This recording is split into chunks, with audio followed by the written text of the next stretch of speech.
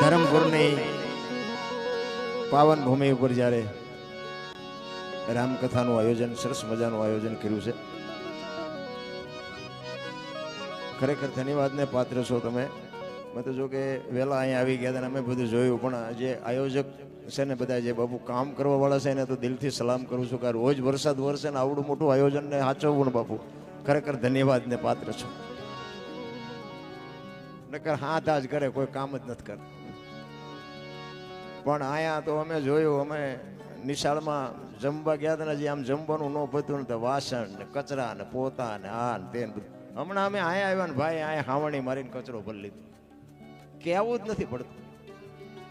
અને આ રોજ વરસાદ આવે છે ને, સમજી લેજો હનુમાન દાદા રોજ અહીંયા હાજરી આપે છે એટલે વરસાદ આવે છે. અમારે એની પાસે ધૂળ ઉડે છે, ત્યાં કાંઈ છે નહીં.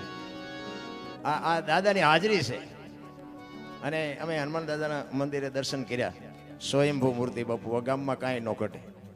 આ વખાણ કરવાનું નથી આવ્યો બાપુ, જે સત્ય હોય ને સત્ય જ કહેવું પડે. હનુમાન દાદો બાપુ જ્યાં અજર અમર અષ્ટ સિદ્ધિ નવ નિધિ કે દાતા અસુબર ધીન જાનકી માતા માં ભગવતી સીતાએ બાપુ એવડું મોટું વરદાન આપ્યું કે તું અજર થઈ જઈશ, અમર થઈ જઈશ. બાપુ તમે માનતા હોય કે ન માનતા, મહાપુરુષો કહે છે ને અમે માની શીખ કરો. તમને ન વર્તાય તમારો પ્રશ્ન છે.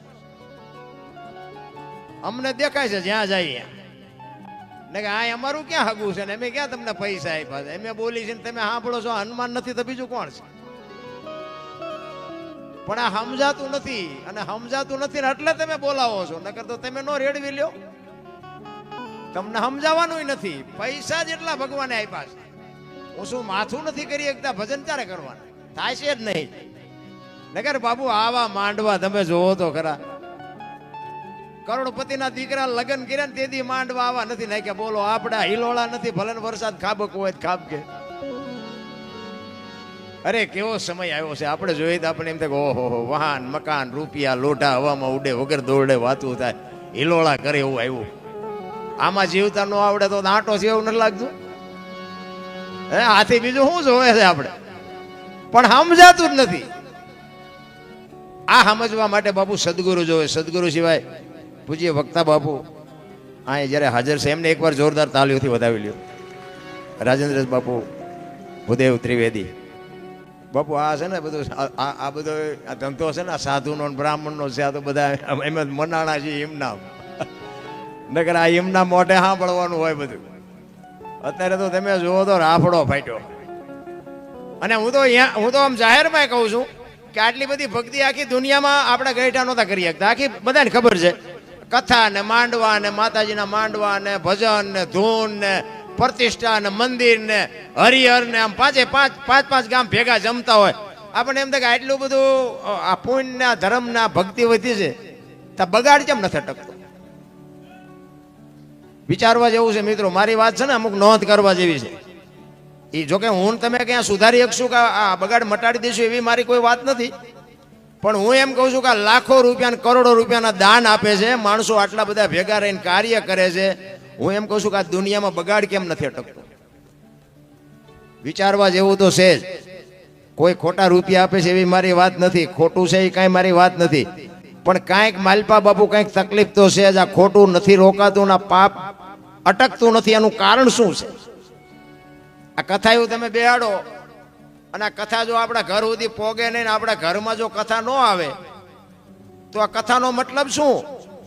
આ રામ કથા છે એમાં આખી રામાયણની વાત આવી છે અને અમુક બાકી છે, એ આવશે બાકી છે. રામાયણ શું કે છે? કેવા ભાઈ હોય, કેવા દીકરા હોય, કેવી માં હોય, કેવી પત્ની હોય, કેવી દીકરી હોય. આ જોવું હોય તો રામાયણમાં જોવું. રામાયણ સાંભળ્યા પછી, કથા સાંભળ્યા પછી 8-8 દી સુધી જો આપણે અહીંયા કને ધામા નાખ્યા હોય અને એક શબ્દ ન ઉતરે ને આપણા ઘરે જો હાઉ વહુનો વિખવાદ ન મટે, ભાઈ ભાઈનો વિખવાદ ન મટે, દેરાણી જેઠાણીનો વિખવાદ ન મટે, તો બાપુ આ માંડવાનો કોઈ મતલબ નથી. કથા તો બાપુ એને કહેવાય. બાકી તો નકર આ બાપુ વક્તા વાંચતા હોય તો ભલે, મારા જેવો વાંચતો હોય તો ભલે. કથા તો એની ઈજ છે ને. અયોધ્યા નગરી ને દશરથ રાજા ને 4 દીકરા ને વનમાં ગયા ને સીતાજી રાવણ લઈ ગયો. વાત તો આની યાદ છે ને શું આપણે કામ હોય. પણ આ બધું તાજું રાખવા માટે કે તમારા ને મારા વિખવાદ બાપુ મટી જાય ને, એના માટે જ આ દવાયું છે બાપુ, આ કથાયું છે ને એ તમારા ને મારા વિખવાદ મટાડવાની વાત છે। એક રામ અને ભરતનો પ્રસંગ આવે અને એ વક્તા વાત કરે અને ભરતને જોઈ અને રામચંદ્ર પરમાત્માની આંખોમાં ચોથા રાહુડાની ધારું થઈ જાય ને એ પ્રસંગ સાંભળ્યા પછી ઘરે ગયા પછી ભાઈ ભાઈ નો વિરોધ હોય, નાનો ભાઈ જો મોટા ભાઈ ને બથ નો ભરે તો કથાનો કોઈ મતલબ નથી। રામ કહેવાનો મારો અર્થ ઈ છે, બાકી તો જો આમ આપણા ઘરે નો કથા પોગે તો આ ફાયદો કોને? આ મંડપ વાળાને, સાઉન્ડ વાળાને, વક્તાને, કલાકારને, સાજિંદાને। તમારે શું? તમારા ઘરે જો કથા પહોંચે તો જ બાપુ સમજો કે આ ફાયદો છે, નકર ફાયદો અમારા જેવા ખિસ્સા ભરી ભરીને વ્યા જાય, તમારે કાંઈ નથી વળો। મારા જેવું ચોખ્ખું તમને કોઈ નહીં કે આ અમે બધા આવીને કોઈ મફત નથી આવતા, અમે જ્યાં નાખી જાય છે તમારી મફત ગાણા ગાવા આવી। અમે તો અમારા દયાનંદભાઈ મિત્ર છે એટલે એને ન કહેવાય, નકર અજાણ્યા અહીંયા તેમ કે આટલા લેશું કરાવો હોય પ્રોગ્રામ તો કરાય ને કઈ નહીં। વાત એ સાચી છે ને, જો તમને બાપુ જીવનમાં ન ઉતરે, ભલે અમે એવું નથી કહેતા પણ અમે પૈસા લઈશું તો અમે તો હાથ જોડીને કહીએ છીએ કે જીવનમાં કંઈક ઉતારજો, બાકી અમારું તો મળવાનું છે, અમને જે મળવાનું છે મળવાનું છે। આપણી જે કચ્છ કાઠિયાવાડ ને સૌરાષ્ટ્રની ધરતી છે ને, કાયા જેની કુબડી પડસંદ જેના પ્રાણ સંત સુરા નિપજાવતી હોરઠ રતનની ખાણ છે। આપણા મહાપુરુષો છે ને 10 કિલોમીટર હાલો ને બાપુ એક વાવટો ફરકતો હોય, હરિહર હરિહર ની આકલું પડે। ઈ તમને મને ભજન ની ખબર છે? એક આપણે આંગણે અભિયાગત આવે, કોઈ મૂંગો માણા ભૂખો માણા આવે અને એક બટકું રોટલો ન દે કે તો બાપુ અમારા ગુરુ મહારાજ તો એમ કહેતા કે સામે સાધુ મળે ને, ભગવી કફની પહેરીને સાધુ કોક સામો મળે, તમે જો સીતારામ ન બોલી શકો તો મરી જાજો, મરી કે દુનિયામાં તમને જીવવાનો કોઈ હક જ નથી। સાધુ સામો મળે અને મોઢામાંથી જો સીતારામ ન બોલી શકો તો મરી જવાય, આ દુનિયામાં તમને જીવવાનો કોઈ અધિકાર નથી। શું બાપુ મહાપુરુષોના શબ્દોની નોંધ કરવી આપણે? અમારા મોટા બાબુ એવું કહેતા એ કે તમારા ઘરે મહેમાન જેથી ઓછા થાય, માગણ ઓછા થાય ને તેથી સમજી લેજો કે તમારો દી મોળો ઉગવાનો હોય તો જ માગણ તમારા ઘરે ઓછા થાય, મહેમાન ઓછા થાય। મહેમાનમાં કોઈ દી રાંકા વેડા ન કરતા। અને બાપુ હું કોઈ અભિમાન પાવર નથી કરતો, હું ઘરે હોય ને તમારી મહેમાન ગતિ કરું એ કઈ બહુ મોટી વાત ન કહેવાય, પણ હું ઘરે ન હોય તેથી આપણા મહેમાન થાજો બાપુ। તમને ખબર પડે કે મારા ઘરે કેવા દીકરા છે ને દીકરાની વહુ છે, બાપુ એ તો વાપવું પડે, એમ નામ ન ઉગે। કહેવાનો મારે કોઈને વેરાગ નથી લગાડવો, હું આ શીખો છું ને, હું તો મારી વાત કોકના હૃદય સુધી પહોંચાડવા હાટું, બાકી કોઈને વેરાગ નથી લગાડવો મારે। આમાં તો તમે કદાચ તમારા લખણ હોય ને બંધ થઈ જાય ને 5 રૂપિયા બચત મારે અહીંયા દેવા આવવાના છો। હું તો એક જ વાત કરું, મા બાપની સેવા કરો બસ, બીજું કાંઈ કરવાની જરૂર નથી। વ્યસન હોય તો ઓછા, જોકે તમારે સ્વામિનારાયણ સંપ્રદાયમાં વ્યસન તો શાંતિ હોય, સ્વામિનારાયણ સંપ્રદાય હોય ને એવડે લગભગ તો દુઃખી જ ન હોય। અમારી આગળ છે સ્વામિનારાયણ સંપ્રદાયમાં છે ને એવડે એ બધા તમારે જો સુખી જ હોય। હું તો એમ કહું સ્વામિનારાયણ સંપ્રદાયમાં તમારે ભળવું હોય તો ભળો, ન ભળો તો કાંઈ નહીં, પણ એના નિયમો છે ને એ પાલો ને, એટલે જિંદગીમાં તમારે કાંઈ કરવું, કારણ કે એના નિયમો જ એવા છે તમે સુખી જ થાવ। એમાં વ્યસન ન હોવા જોઈએ, વહેલું જાગવું જોઈએ, મા બાપને પગે લાગવું જોઈએ, આવા બધા અમુક અમુક નિયમો છે ને એ વગર પૈસાની દવા સુખી થવાની। તમને મને બાપુ આનંદ, હું તો એમ કહું છું કોઈની માથે વજન છે નહીં, બધા લઈ લઈને ફરજ। આપણે ઘર ટપાય કાંઈ હતું નહીં, પણ બાપુ હાજે આમ તમે જુઓ ને તપેલા ઊંધા નાખીને છાતી ઉપર હાથ રાખીને હુતા હતા, હવે તપેલા ભલે ખાલી હોય, હવે ઠાકર જેવો ધણી। અત્યારે તમે જુઓ ને મૂક્યાનો માર્ગ નથી તો યાર એમ કે કઈ છે જ નહીં, કઈ છે મરો કઈ ન હોય, એટલે આટલું આપ્યું છે ને કઈ નથી, જીવ જ ભિખારી થઈ। મને તો એમ થાય બાપુ એક આંગણે કોઈ માણા આવે ને કે મારે ખાવું છે બાપુ બટકું રોટલો દેજો, મારો નાથ તમારી નોંધ કરશે। આંગણે બંધાવો પરબડી, પંખી પાણી પી જાય, એમાં કોક દી આવશે હંસલો, તેથી પરબડી પવિત્ર થાય। એક દી કોક દી આવી જાય ને આવી જાય મારા નાથ। એટલા માટે અત્યારે હમણાં ભાઈ આપણે ભાઈએ ભજન ગાયું ને હમણાં, મુझे દિલ કી બીમારી है। અમે એક જગ્યાએ ભજનમાં ગયા હતા ને, એક ભાઈ ગાતા હતા ને હું આમ પડકે બેઠો હતો, એક ભાઈ ચિઠ્ઠી લખીને આવ્યા, આવડું આજ લખીને આવ્યા, મુझे દિલ કી બીમારી है કે ગાઓ। એટલે મને આપી ને ચિઠ્ઠી, મને કે ઓલા કલાકારને આપી દો, મેં આમ હાથમાં લીધી આમ વાંચી, મુझे દિલ કી બીમારી। એટલે મેં કીધું ત્યાં ચિઠ્ઠી આપી કે બીજા કોઈ આપી છે? એ કે મેં આપી। એટલે મેં કીધું અંદર માથાકૂટ હોય ને તો તાર બાપાને કહે, ને બહાર માથાકૂટ હોય તો દવાખાને જાય। મેં કહું અમારું લોહી પીમાં બાપુ ભજનની પથારી ફેરવી નહીં। કહેવાનો મારો અર્થ એ છે, ભજન છે ને ભજન હોય, અને એના માટે બાપુ સમજવા માટે સદગુરુ જોવે. આ બાપુ નાની એવી વાત જ નથી, આ તો બધું ડીંગોડીંગ કરી નાખ્યું. બાકી મને તો ક્યારેક ક્યારેક હું સાંભળું ને તો મને હબાકા આવે. હમણાં એક મેં મોબાઈલમાં વિડીયો જોયો હતો ને, એક પત્રકાર ભાઈ હતા ને, કોલેજમાં ગયા, હારા હારા છોકરાઓ દીકરા દીકરીઓ ભણતા હતા ને, એજ્યુકેટેડ દીકરા દીકરીઓ હતા, આમ જોવામાં એવું લાગતા હતા. એમને 15-20 પ્રશ્ન કર્યા. ઈ કે રામને કેટલા દીકરા હતા, પછી કે કંસ ને કૃષ્ણ બે શું હકું થતું હતું, પછી કે શૂર્પણખા ને રાવણ ને શું હકું થતું હતું. 20-25 સવાલમાંથી બાપુ એકય સાચો જવાબ નહોતો. અને પત્રકાર હતો ને એના માથામાં ઠીકા મારવા માંડ્યો, કરે તારી ભલી થાય, તારી આટલું ભણતર આ પોગ્યું, રામ દશરથ ને 4 દીકરા છે, આ ભણતર વાળાને ખબર નથી. રોઈ ગયો, રોઈ, પત્રકાર રોઈ ગયો. આ ભણતર ને શું કરવા? કહેવાનો મારો મિનિંગ, આ સંસ્કૃતિ નકરું ભણતરની જરૂર નથી, ભેગા આપણા ગણતરની જરૂર છે. અને ગણતર નહીં હોય ને, આ ભણ્યા પછી જ લો આપણા ગઢાના માવ આ વૃદ્ધાશ્રમ ખોલવા ભણ્યા પછી જ આ નકરું ભણતર છે. એટલે આપણા ગઢાને ખાવા અનાજ નહોતું, રહેવા સારું મકાન નહોતું, પણ મારા મા બાપને આશ્રમમાં મૂકવા જાવ એવું કોઈએ ન કીધું. અને આ ભણ્યા પછી કે તમે અમારા ભેગા નહીં લ્યો, બોલો. એટલે આમને કોથળો કરી નાખ્યો તમારા હાટું થઈને. હવે આમને એક રોટલા હાટું આય નહીં. અને પાડોશીએ કે પાછા એ તો આવું તો બધે હાલે છે, તમે વ્યા જાવ ને આશ્રમ. લે હવે આ વારો આપણો નહીં આવે. મારો કહેવાનો મિનિંગ એ છે બાપુ કે મા બાપને તમે સાચો છો ને જિંદગીમાં, હું તો એમ કહું મા ને બાપને પગે લાગીને જાઓ ને, આખી દુનિયામાં ક્યાંય પગે ન લાગવું પડે. આપણી ગેરંટી, તમને મોજ આવે તો લાગજો, નકર મા ને બાપને પગે લાગીને જાઓ ને, આખી જિંદગીમાં અખિલ બ્રહ્માંડના માલિકના મંદિરે જઈ અને કદાચ પગે ન લાગો તો એને ખોટું ન લાગે, કારણ કે માનું સર્જન કરવું પડ્યું. અખિલ બ્રહ્માંડના માલિકને હું ઘરે નહીં પૂગી શકું.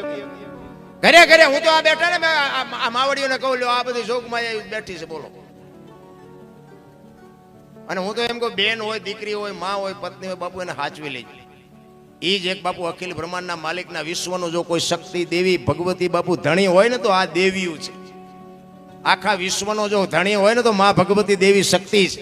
ધણી છે કોઈક બીજાને થઈ ગયા બીજા. હા, ખરેખર ભક્ત દીકરી શક્તિએ જ આ બાપુ સર્જન કર્યું છે. માનું પદ છે ને બાપુ ટોચે છે, માં છે એ માં છે. સમર્પણની મૂર્તિ બાપુ, મમતાનો મા સાગર જેને કહેવાય, એવી માં. તમે જો માં 9 મહિના ઉદરમાં રાખે, એનો જન્મ આપે, લાલન પાલન કરે, બેહતા બોલતા માતા ખાતા પીતા બધું માં શીખવે. અને નામ વાય બાપાનું લાગે, બોલો. માનું ન લાગવું જોઈએ. માનો ભોગ છે એટલો બાપનો નથી, બધાને ખબર છે. એમાં હું આવી જાઉં ને, ફલાણા ભાઈ જોઈએ, ફલાણા ભાઈ ફલાણી માં, એવું ન હોય. માયોએ સમર્પણ કરી દીધું કે એની વાય એના બાપાનું રાખો. કે શું કામ? કે આ દારૂની કોથળીઓ તોડીને ધૂળીમાં માથું ઘાલીને પીડ્યો હોય, કોક એમ કે કોનો છે, ફલાણી માનો છે, એમ કે છે મારા ખોળી આમ જીવ નહીં, એની વાય એને બાપાનું રાખો. આ સમર્પણ છે, ત્યાગ છે. રામ માં જેટલો ત્યાગ બાપુ આ દુનિયામાં દીકરી અને એક સંત, આ બે જ વ્યક્તિ દુનિયામાં ત્યાગ કરી શકે. બાકી કોઈને આ તમે કદાચ આ 5000 રૂપિયા ઉડાડી દો કે ત્યાગ ન કહેવાય. એ તો તમારે આટલા બધા માણસ સારું દેખાડવું એટલે ઉડાડતા હોય. હા, ત્યાગ તો બાપુ દીકરી કરી શકે. 18 વર્ષ સુધી બાપના ઘરે રહ્યા પછી બાપ દીકરીના લગ્ન કરે ને, હરફ કાચડી ઉતારીને વ્યો જાય, એમ દીકરી વહી જાય કે હવે આ ઘર મારું નથી, દીકરી કહી શકે. 50 વીઘા જમીન હોય, 2 ભાઈ હોય ને, 25-25 વીઘાના 2 ભાગ પાડે, પણ દીકરી કોઈ દી કોર્ટે ચડીને કીધું નહીં કે મારા બાપાએ મારા ભાઈને વહેંચી દીધું, મને કાંઈ ન આપ્યું, એવું આજની તારીખમાં દીકરીએ કીધું નથી. આનું નામ સમર્પણ કહેવાય. અને વેચ જમીન હાટું હગો ભાઈ હગા ભાઈને બેન નાખે, બોલો. એક જાય ઉપર, એક જાય માલપા. જમીન તો અહીંયા પડી હોય. પછી ઓલો માલપા જોઈ એની ખબર કાઢવા જાવ એટલે શું કે, ઓલું 50 વીઘાનું રહ્યું જાય ભલે જાય, પણ મારે બારો ઘટાવો તા વેચ જવા દીધી હોત તો તારે મોડું થઈ ગયું. રામ દીકરીઓએ બાપુ હજી સુધી કોઈ દી કોરટ નથી ચડીને. દીકરીઓનો જે ત્યાગ છે ને, દીકરીનું જે સમર્પણ છે ને, એટલા માટે જ માએ કીધું કે એની વાય એના બાપનું રાખો, મારે ન જોવે.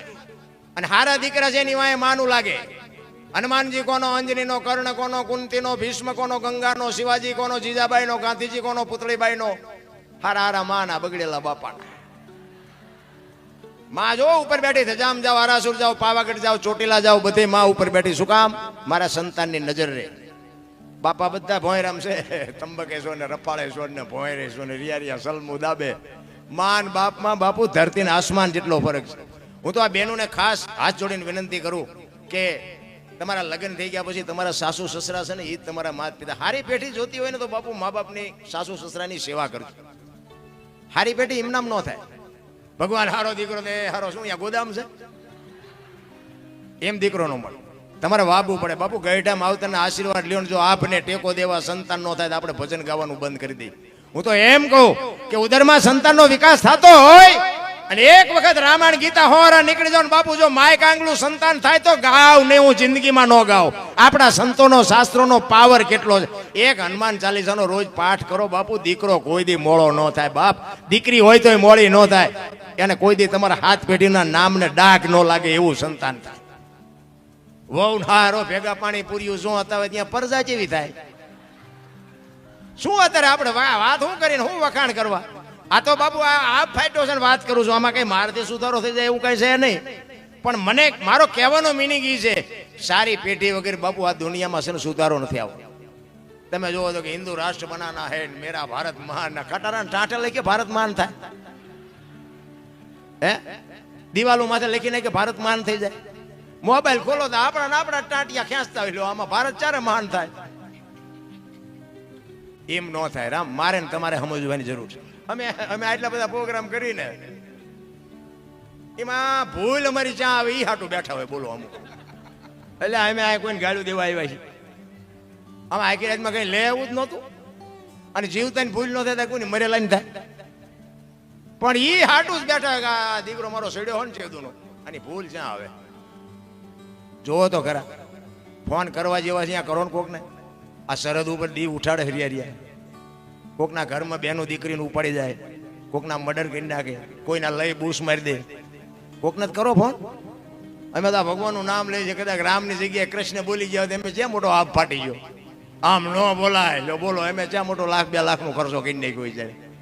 કહેવાનો મારો મિનિંગ એક કોઈ એમને હા પડતું નથી, અમને હા પડે જોઈ નથી શકતા. આ અત્યારે મારે આ લાઈવ હાલે છે મારો દીકરો ભેગો.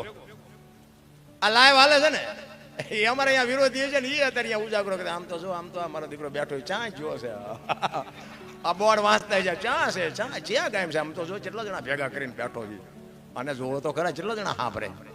અને એમાં જ અમારું હાલ્યું. હું તો એમ કહું કે આપણી ટીકા નિંદા કરે ને એમાં ભગવાનને કહેજો આપણા જેથી આપણને નડવા માંડે ને એટલે સમજી લેજો કે ઈશ્વર ત્રાજવે આવ્યો હોય તો જ આપણને નડે. આપણને નડે તેથી સમજી લેજો ઠાકર ત્રાજવે આવ્યો હોય. મીરાને કોણ નડ્યું? રાણો.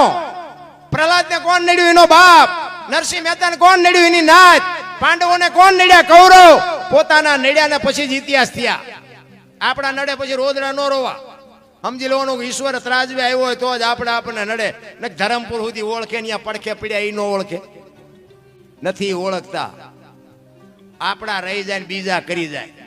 સવારામ બાપુ બજાણાની બજારમાં પીપળીથી બજાણા ભજન કરવા આવે ને એ બાપુ બજાણાની બજારમાં ભજન કરે. સુરતા કોઈ સુગડ સમેટે, સાહેબ ઘટમાં ભેટે, તીર્થ વ્રત બહુ કરે, જાય બદરીને.